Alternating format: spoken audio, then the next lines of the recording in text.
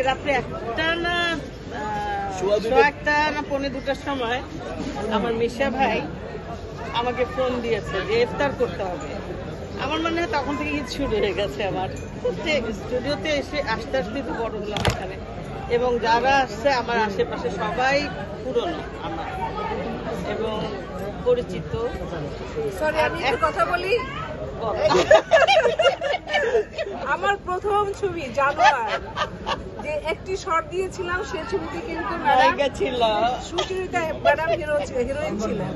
সেই ছবি ছোট, অবশ্যই আমি ছোট, ছোট সেকেন্ড কিলোমিটারে শুটিং করছে। তখন কিন্তু ওপেন হয়ে এখন যে আমাদের সংসদ ভবন, তখন অনেক খজুর বাগান ছিল। আমরা ঘুরতে গেছি, দেখি একটা শুটিং হচ্ছে ওইখানে।